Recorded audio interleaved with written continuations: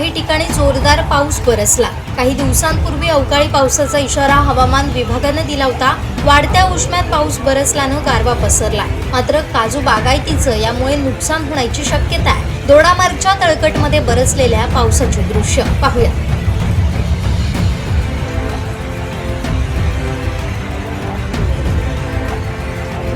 आंबोलीतही पावसानं जोरदार हजेरी लावली। सायंकाळच्या वेळेस तुफान पाऊस बरसला।